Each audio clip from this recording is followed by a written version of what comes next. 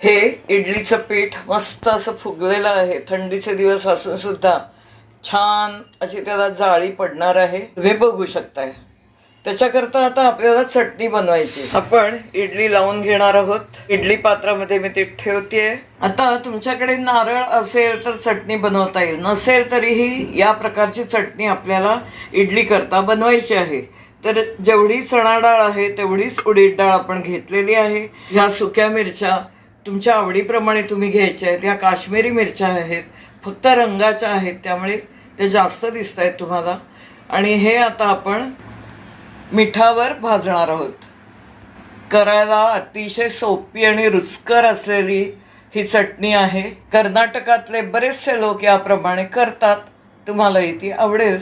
आता आपण बघूया. तुमच्याकडे आयत्या वेळेला कोणी आलं, समजा नारळ आपल्याकडे नसेल चटणी करता, तर ह्या चटणीचा पर्याय तुम्हाला नक्की आवडेल.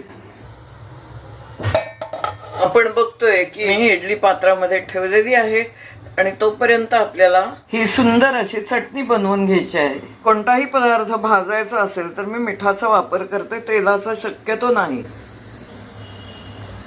मिरच्या घालून घेऊया यात. पण आधी मिरच्या भाजून घेतोय, पटकन होतात मिरच्या भाजून.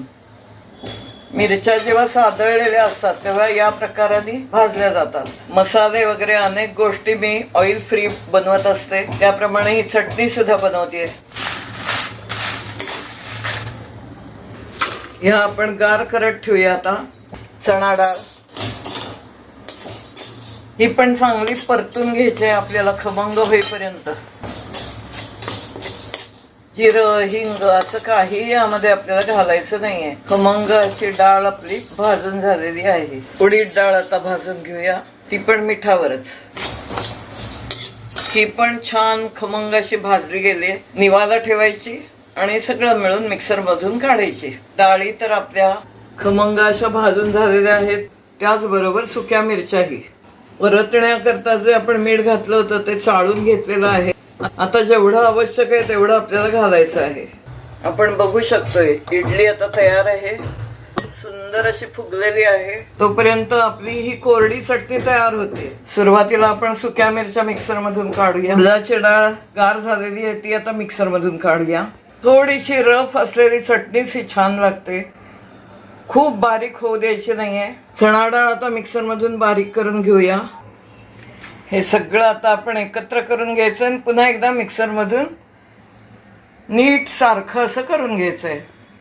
हे आपण चाळलेलं मीठ आहे, जे धान्य भाजली ज्याच्यावर डाळी भाजल्या ते हे मीठ आहे. आपण ते सुद्धा वापरू शकतो पुन्हा चटणी करता. हेच आता आपण मीठ वापरूया.